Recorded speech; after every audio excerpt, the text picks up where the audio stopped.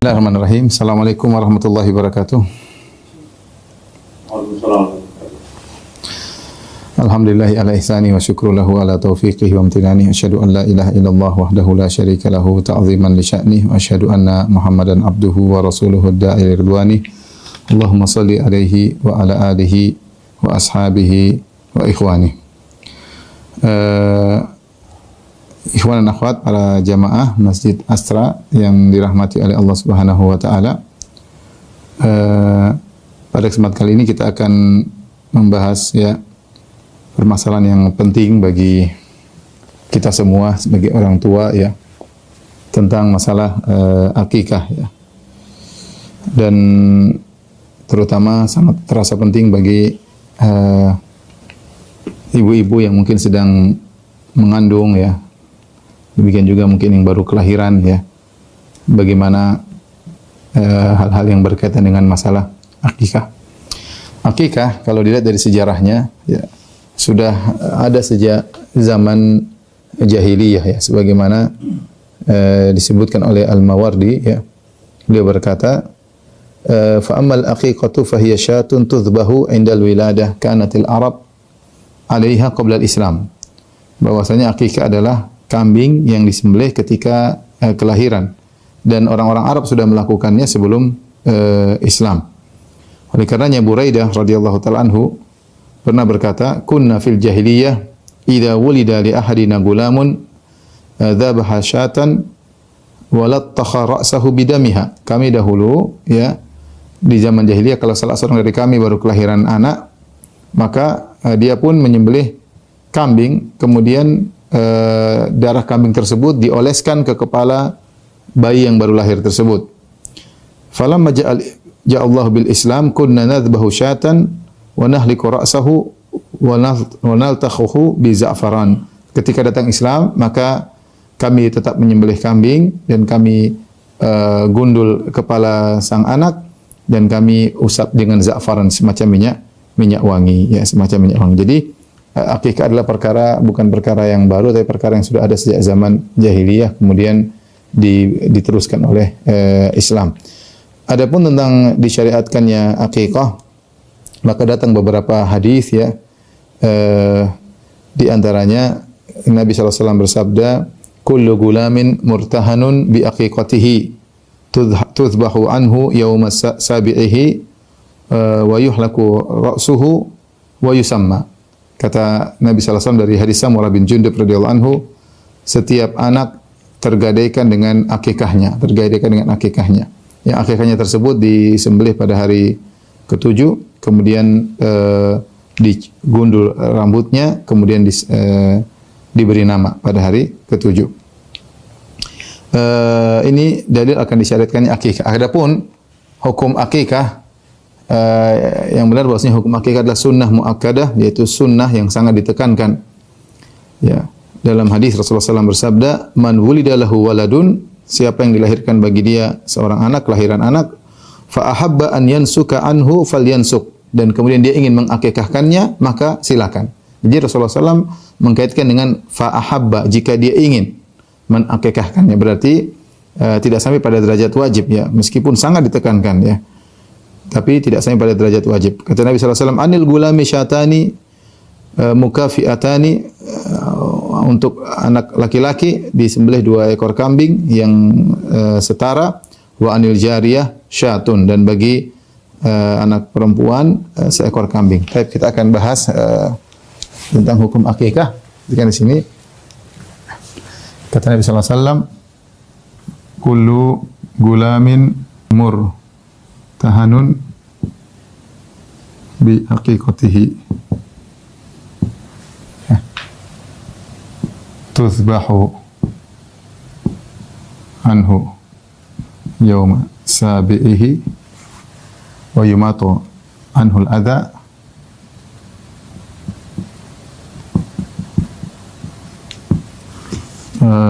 wa yusamma." Hadis Samurah radhiyallahu ta'ala anhu, kata Nabi sallallahu alaihi wasallam, setiap anak tergadaikan dengan akikahnya.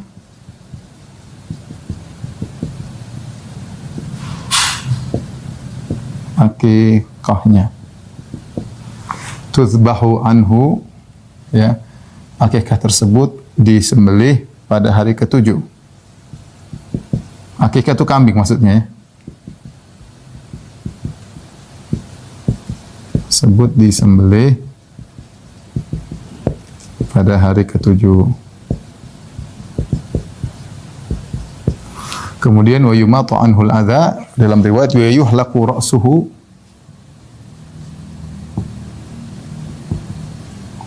itu digunduli, wa yusamma, dan diberi nama. Baik, ini dalil utama tentang disyariatkannya akikah, ya. Setiap anak dalam hadis disebutkan mencakup anak laki-laki dan anak perempuan, ya. Zakar, ya, unsa, ya, atau al-gulam al-jariyah, ya. Al-gulam al-jariyah. Bedanya kalau al-gulam, kata Nabi sallallahu alaihi wasallam, anak laki-laki. Ini apa namanya? Syatani mukafiatan. Syatani mukafiatan.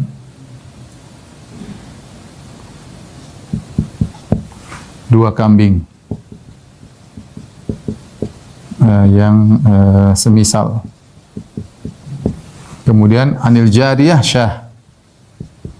Untuk anak perempuan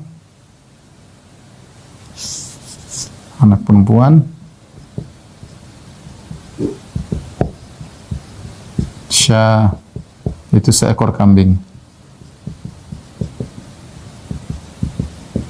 Nah, kambing itulah yang disebut dengan akikah.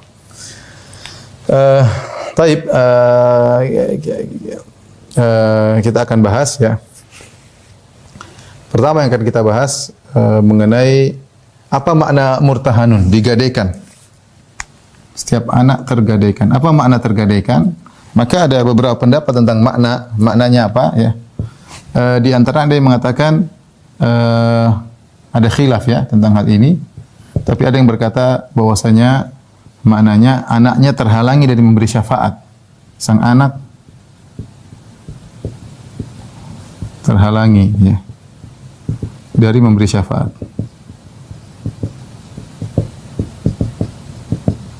Kepada kedua orang tuanya. Sampai diakikahkan, ya. Ini ada yang mengatakan maknanya murtahan masih tergadaikan. Maksudnya ada lagi yang mengatakan murtahanun tergadaikan, maksudnya dia mudah digoda oleh syaitan, ya. Ya. Sang anak, ya, mudah digoda oleh syaitan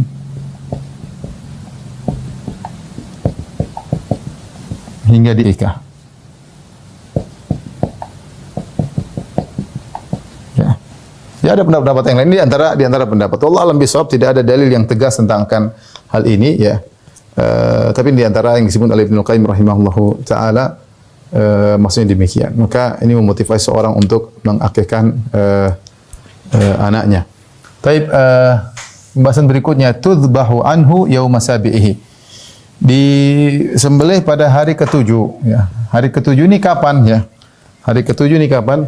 Hari ke-7, maka ada dua kondisi, ya. Dua kondisi. Pertama, jika lahirnya malam, jika lahirnya setelah terbenam matahari.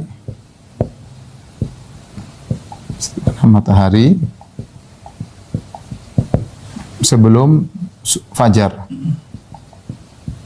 sebelum subuh, ya. Maka ini, dalam kondisi ini hari kelahiran tidak dihitung,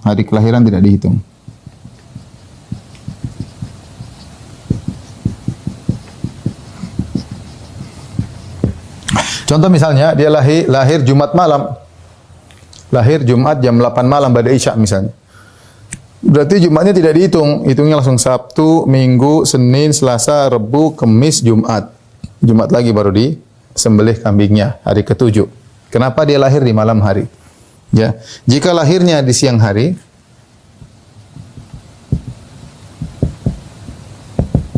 setelah fajar, maksudnya di siang hari,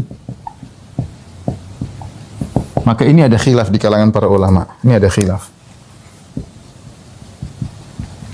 Ada yang mengatakan hari kelahiran dihitung, hari kelahiran adalah hari ke-1. Ada yang mengatakan hari kelahiran adalah 0. Itu tidak dihitung. Ini dua pendapat, Allah alam bisawab. Saya lebih condong pada pendapat ini. Jadi kalau dia lahir misalnya Jumat, dia lahir misalnya clear maksud saya.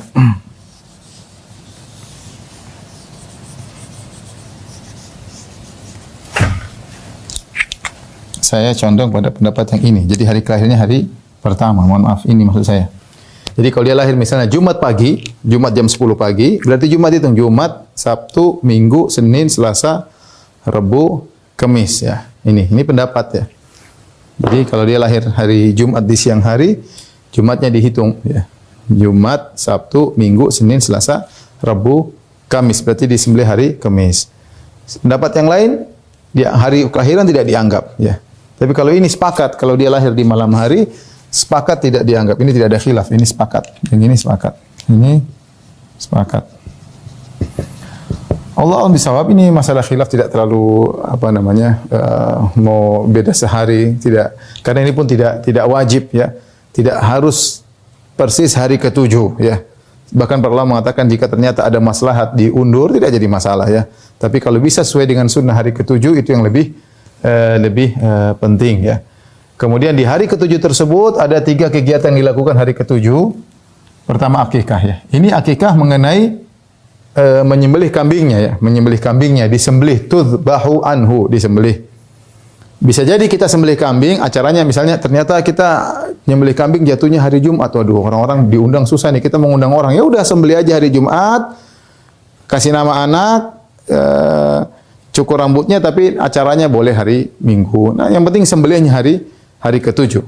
Tapi saya katakan lagi, ini tidak wajib ya. Artinya maju mundur tidak jadi masalah. Tapi kalau bisa ingin sesuai dengan sunnah hari ke-7 itu yang terbaik. Nah, ada 3 kegiatan yang dilakukan pada hari ke-7 ya. Tiga kegiatan hari ke-7. Pada hari ke-7. Yang pertama sembelih akikah. Yang kedua cukur rambut.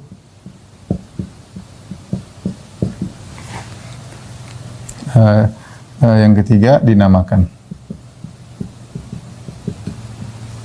Perhatikan, ini semua ikhwan dan akhwat, ini semua sunnahnya hari ke-7. Tapi seandainya ada kemaslahatan tertentu untuk dilakukan sebelum atau di akhiran tidak jadi masalah. Contoh penamaan. Penamaan datang dalam hadis Nabi Muhammad SAW ketika lahir anaknya Ibrahim, Nabi SAW menamakan pada hari kelahirannya. Ya, sungguhnya aku diberi anugerah seorang anak, wa ini samaituhu bismi abi, aku namakan dia dengan nama ayahku Ibrahim. Ya, jadi Nabi menamakannya bukan hari ke-7, Nabi hari pertama Nabi sudah kasih nama, enggak ada masalah, boleh saja diberi nama pada hari pertama, boleh, hari kedua boleh, hari ke-7 lebih pas boleh ya. Tapi ini menunjukkan boleh, tidak mesti hari ke-7. Demikian juga seperti kisah siapa? Kisah Maryam, falamma wada'atha qalat rabbi inni wada'tuha unsa wallahu a'lam bima wada'at ya. Wa laysa dzakaru kal unsa wa inni sammaituha Maryama. Ketika ibunya Maryam melahirkan Maryam, ya, dia langsung menamakan pada hari tersebut. Ini sammaituha Maryam. Sebagian Nabi Muhammad SAW ketika Maria budak wanitanya melahirkan Ibrahim, Nabi pada hari kelahirannya Nabi menamakan dengan Ibrahim ya. Hari ketujuh. Cukur rambut, berkaitan dengan cukur rambut, perhatikan sini. Mengenai gundul, ya.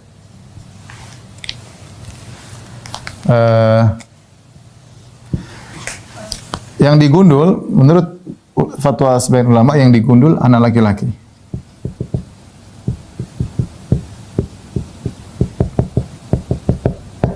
Anak perempuan tidak.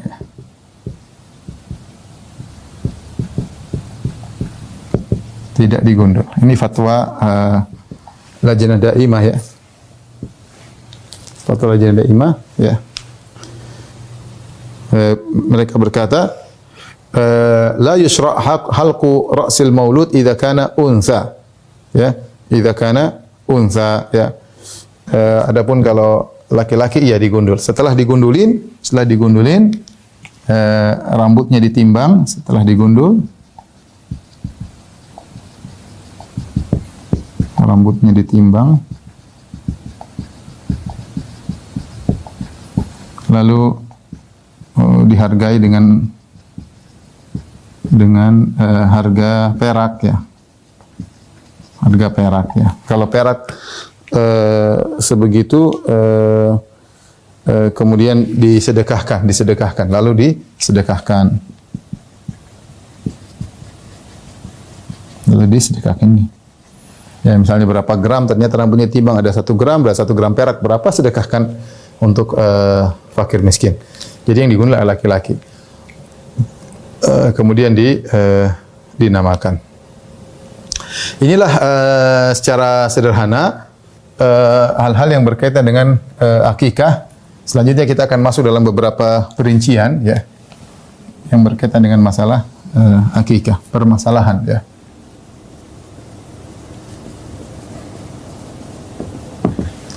Yang pertama, syarat kambing, syarat sembelihan.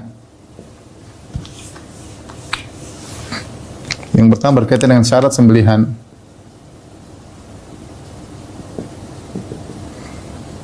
Syarat sembelihannya persis seperti udhiyah, persis seperti syarat hewan korban.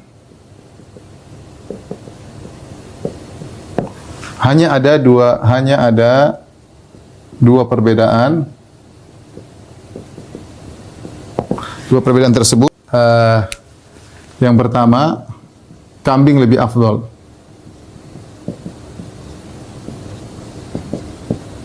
Kalau korban yang afdal onta sendirian lebih afdal daripada kambing sendirian. Onta sendirian, kalau seorang menyembelih 1 ekor onta, bukan 7 orang, bukan buat 7, tapi 1 ekor onta buat dia sendirian, lebih afdal daripada kambing sendirian. Tapi kalau akikah, Allah mengatakan kambing lebih afdal. Kambing lebih afdal karena datang dalam kata syatan, syat, ya. Kambing dan kambing, sehingga kambing lebih afdal. Kemudian tidak menerima tasyrik. Tasyrik itu apa? Seperti kalau kita Idul Adha kan kita nyembelih 1 sapi bisa buat 7 orang, 1 onta bisa 7 orang. Enggak. Kalau dalam akikah boleh akikah dengan kambing, boleh akikah dengan sapi, boleh akikah dengan onta, boleh 3-tiganya. Tetapi 1 ekor buat 1 orang. Enggak boleh 1 sapi buat 7 anak, enggak boleh. 1 onta buat 7 anak enggak boleh. Satu hewan buat 1 anak. 1 hewan buat 1 anak, ya. Jadi ini syaratnya sama seperti hewan korban, hanya 2 perbedaan. Karenanya perlu diingat,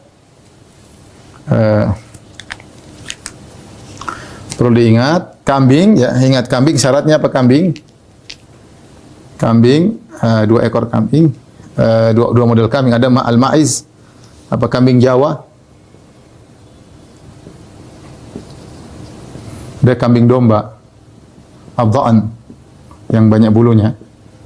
Kalau kambing Jawa ingat minimal umur setahun. Kalau kambing domba minimal umur 6 bulan. Harus memenuhi persyaratan, syaratnya sama seperti hewan korban, ya. Kemudian Tidak mengapa, ya perhatikan sini, tidak mengapa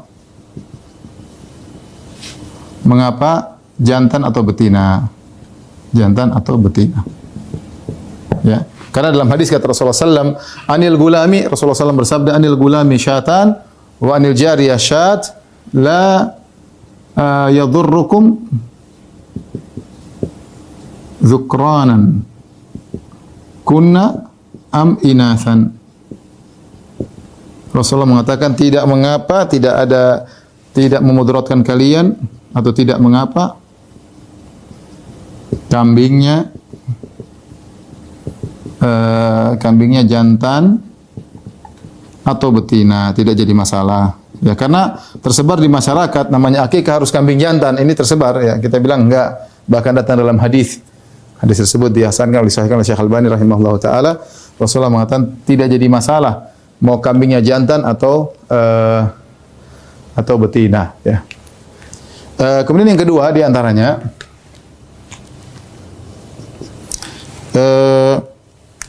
untuk al-gulam, untuk anak laki-laki, kata Nabi SAW, syatani mutakafiani. Syatani dalam riwayat mutamathilani. Syatani yaitu dua kambing yang semisal. Ini sunnah. Sunnahnya kalau kita ingin menyembelih kambing, misalnya buat anak laki-laki 2 ekor kambing, kalau bisa umurnya mirip, beratnya mirip, ya mirip-mirip dua-duanya kalau bisa ya. Kalau bisa kambingnya yang mirip, mutakafiatani atau dalam riwayat mutamatsilatani ya, mutamatsilatani ya.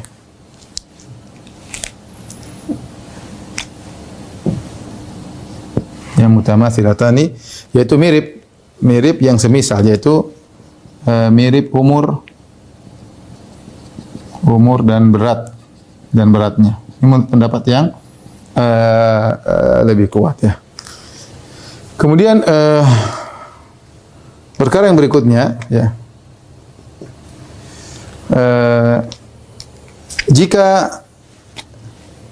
jika tidak mampu 2 ekor kambing, maka tidak mengapa seekor kambing.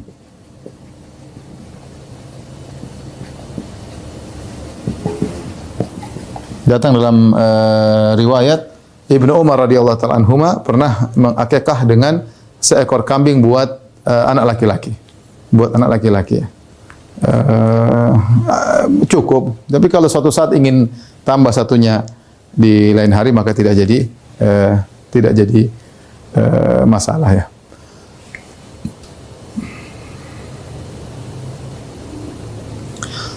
Taib,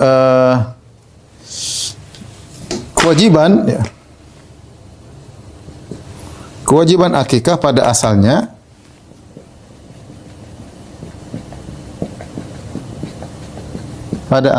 ditujukan pada ayah, ditujukan kepada bapaknya yang mengakikahnya. Namun boleh orang lain yang melakukannya.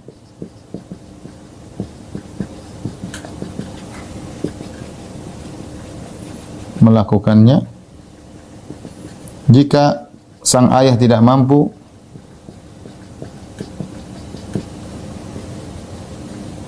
atau minta izin kepadanya.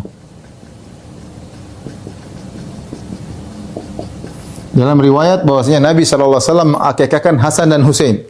Nabi mengakikahkan Al-Hasan dan Al-Husain, apakah Ali bin Abi Thalib tidak mampu karena memang bukan orang kaya, ataukah memang Nabi meminta izin kepada Ali agar Nabi sallallahu alaihi wasallam mengakikahkan Al-Hasan dan Al-Husain ya. Al-Hasan dan Al-Husain. Taib ini dulu tolong di hotel dihapus. Taib ikhwan dan akhwat yang rahmatillah subhanahu wa ta'ala, di antara fikih yang berkaitan dengan masalah akikah ya. Di antaranya jika seorang anak dilahirkan kemudian yang ayahnya lagi di luar kota, apakah boleh ayahnya kemudian menyembelih kambing di luar tempat kelahiran sang anak ya? Kalau ditanyakan apakah boleh, jawabannya boleh. Namun sunnahnya kata para ulama, sunnahnya akikah tersebut dilakukan di mana posisi sang anak. Misalnya sang anak lahirnya di Bandung, kemudian umur 3 hari dibawa ke Jakarta. Ya akikahnya di Jakarta, di mana sang anak hari ke-7, maka disitulah yang dianjurkan diakikahkan. Mereka mengatakan mirip seperti zakatul fitr. Zakatul fitr adalah zakat yang berkaitan dengan badan orang yang berpuasa ya. Berkaitan dengan badannya, maka di mana dia berada, maka zakat fitr dikeluarkannya di posisi orang tersebut. Seperti akikah berkaitan dengan sang anak. Akikah berkaitan dengan sang anak, maka hendaknya akikahnya disembelih di mana posisi sang anak berada ya. Kemudian pembahasan berikutnya tentang bagaimana hukum akikah terhadap bayi yang meninggal sebelum hari ke-7. Jika ada bayi lahir kemudian baru hari ke-2, hari ke-3, hari ke-4, hari ke-6 dia meninggal, tetap diakikahkan. Tetap diakikahkan ya. Karena sudah lahir bayi tersebut. Bahkan lebih daripada itu, para ulama bahas tentang bagaimana bayi yang keguguran, saqat, yaitu dia keguguran dari perut ibunya ya, dari rahimnya. Maka apakah juga diakikahkan? Para ulama mengatakan dilihat jika ruh sudah ditiupkan kepada bayi tersebut ya, terutama setelah 4 bulan. Ya, ini pendapat sebagian ulama, setelah 4 bulan maka tetap diakikahkan. Kenapa? Ruhnya telah ditiupkan. Ya, adapun jika kurang dari 4 bulan atau sebelum ruh ditiupkan, maka tidak disyariatkan untuk diakikahkan. Ya, ini yang berkaitan dengan anak yang keguguran ya. Kemudian apa yang dilakukan terhadap daging akikah? Apa yang dilakukan oleh daging akikah? Tidak ada nas yang tegas menjelaskan apa yang dilakukan dengan daging akikah ya. Tidak seperti korban wa atimu minha ba'isal faqir ya. Di mana Allah menyuruh al-ba'isal faqir, Allah menyuruh memberikan makanan daging korban kepada orang yang miskin ya. Tapi kalau untuk akikah tidak ada dalil yang menegaskan itu daging mau dikemanakan. Oleh karenanya masalah pembagiannya bebas. Yang penting sembelihnya disembelih hari ke-7 ya. Disembelih, setelah itu pembagian dagingnya bebas. Apakah mau dimakan semuanya untuk keluarga? Boleh ya. Mau disedekahkan semuanya juga boleh ya. Mau dibagi 3, sebagian dimakan sendiri, sebagian disedekahkan, sebagian dihadiahkan untuk orang kaya, sedekahkan untuk orang miskin, sebagian makan bagi 3, boleh ya. Boleh dibagi mentahnya, boleh dimasak, kemudian undang orang untuk makan, campur ada kaya, ada miskin, boleh. Jadi perkaranya ringan ya, perkara ringan masalah daging akikah. Mau dibagi boleh, mau dimakan sendiri juga boleh ya. Tidak jadi masalah ya.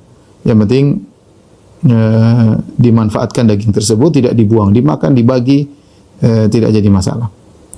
Kemudian berkaitan dengan hari ke-7 tadi sudah kita singgung, disunahkan akikah tersebut disembelih pada hari ke-7. Dan sebenarnya mengatakan jika tidak bisa pada hari ke-7 maka kelipatannya hari ke-14. Jika tidak bisa lagi hari ke-21. Setelah itu bebas, bebas. Namun kita katakan ini ada hukumnya adalah sunnah ya. Seandainya disembelih sebelumnya hari ke-5 disembelih karena pas itu hari Ahad, orang muda untuk berkumpul ya, maka tidak jadi masalah. Atau ditunda 2 hari ya disembelih hari ke-9 karena ada momen yang tepat, maka juga tidak jadi masalah. Meskipun disunahkan hari ke-7 tapi sebelum dan sudahnya para ulama mengatakan sah dan tidak ada masalah. Pembahasan mungkin yang terakhir yang sampaikan pada kesempatan kali ini adalah tentang masalah orang yang belum sempat diakikahkan ketika dia masih kecil, ya, ketika dia masih kecil. Kemudian setelah dia besar, apakah dia boleh diakikahkan lagi? Sudah besar, sudah umur 40, sudah umur 50, dia baru ngaji, baru tahu, oh ternyata ada akikah. Telepon ibunya, Bu, dulu saya diakikah enggak? Waduh, mama lupa ya. Sepertinya belum, dulu kayaknya beli susu saja enggak bisa, gimana mau nyembelih kambing buat kamu ya. Apakah boleh dia mengakikahkan dirinya atau diakikahkan setelah usia 40, 50? Maka di sini ada khilaf di kalangan para ulama ya. Pendapat secara umum ada beberapa pendapat. Pertama mengatakan bahwasanya boleh secara mutlak, mau diakikahkan dirinya, mau orang lain mengakikahkan, yang penting ada akikah. Ini pendapat diriwayatkan dari di antaranya Muhammad bin Sirin ya, dan dari Hasan al-Basri. Dua orang tabi'in, dari Muhammad bin Sirin dan dari Hasan al-Basri rahimahumullah. Kemudian pendapat yang kedua mengatakan bahwasanya pensyariatan tersebut tetap berlaku tapi berkaitan dengan sang ayah, karena masalah akikah ditujukan kepada sang ayah. Ayah yang ditujukan untuk mengakikahkan anaknya. Oleh karenanya akikah adalah hak anak terhadap ayah. Akikah adalah hak anak terhadap ayah. Kalau ayahnya tidak melakukan, ya sudah, enggak ada masalah. Pendapat yang ketiga bahwasanya tidak disyariatkan. Tidak disyariatkan. Mereka berdalil bahwasanya banyak para sahabat dahulu setelah mereka dewasa tidak disebutkan mereka mengakikahkan diri mereka setelah dewasa. Ini tiga pendapat secara umum. Mana pendapat yang lebih kuat? Wallahu a'lam bishawab. Saya lebih condong pada pendapat pertama, artinya boleh-boleh saja. Kalau orang sudah dewasa, kemudian dia belum diakikahkan, dia ingin mengakikahkan dirinya, boleh-boleh saja. Ya, karena ini perkara tidak wajib ya. Tidak wajib karena berkaitan dengan berkaitan dengan penggadaian. Pokoknya gadai tersebut gimana bisa ditebus. Ya, ditebusnya dengan akikah. Nah, yang menebus siapa saja enggak ada masalah. Kalau orang tuanya mampu, alhamdulillah orang tuanya yang tebus. Karena kalau kita lihat hadisnya semuanya terkait dengan orang tuanya ya. Tudbahu anhu yauma sabihi wa yuhlaq ra'suhu wa yusamma, ya, disembelih pada hari ketujuh, dicukur rambutnya, kemudian diberi nama. Ini semua berkaitan dengan orang tuanya. Ya, tapi kalau orang tuanya tidak mampu, maka tidak jadi masalah karena lafal jelas murtahanun, tergadaikan dengan akikahnya. Nah, kita ingin menebus gadai tersebut dengan cara akikah. Mau yang lakukan orang tua, kalau orang tua nggak bisa, kita boleh melakukan sendiri akikah tersebut. Dan ini tadi ada salafnya dari Muhammad bin Sirin dan juga dari Hasan al-Basri rahimahumullah. Datang dalam sebuah hadis, namun dipersiskan oleh para ulama tentang apakah hadisnya sahih atau tidak, yaitu anna Nabi sallallahu alaihi wasallam kana aqan Nabi sallallahu alaihi wasallam an nafsihi ba'da ma bu'itsa nabiyan. Lafalnya demikian, bahwasanya Nabi sallallahu alaihi wasallam mengakikahkan dirinya sendiri setelah dia diutus menjadi seorang nabi. Ya, jadi Nabi mengakikahkan setelah umurnya lebih dari 40 tahun. Jadi aqan Nabi sallallahu alaihi wasallam an nafsihi ba'da ma bu'itsa nabiyan. Rasulullah sallallahu alaihi wasallam mengakikahkan dirinya sendiri setelah diutus menjadi nabi. Namun para ulama khilaf tentang hadis ini. Mayoritas ulama mendhaifkan hadis ini karena datang dalam riwayat melewati seorang perawi namanya Abdullah bin Muharrar yang disepakati perawi yang dhaif, ada yang mengatakan matruk. Namun Syekh Albani rahimahullah menghasankan hadis ini karena hadis ini meskipun datang dari riwayat Abdullah bin Muharrar dan dia dhaif, datang dari riwayat yang lain, riwayat Abdullah bin Musanna dari Sumamah, dan ini adalah riwayat yang sahihah. Ini saya pernah bahas juga dalam suatu tulisan tersendiri. Sehingga sebagian ulama seperti Syekh Albani rahimahullah menghasankan hadis ini. Intinya, kalaupun hadis ini dhaif, keumuman lafal kullu gulamin murtahanun bi aqiqatihi, bahwasanya setiap anak tergadaikan dengan akikahnya, mengkonsekuensikan bahwasanya meskipun sudah besar, yang penting ditebus. Yang mau nebus bapaknya, mau nebus anaknya, mau nebus siapapun, diperbolehkan. Tapi demikian apa yang saya sampaikan, semoga bermanfaat. Kurang lebih saya mohon maaf kepada jamaah sekalian. Insyaallah kita lanjutkan pengajian kita di kesempatan yang lain. Wabillahi taufiq wal hidayah. Assalamualaikum warahmatullahi wabarakatuh.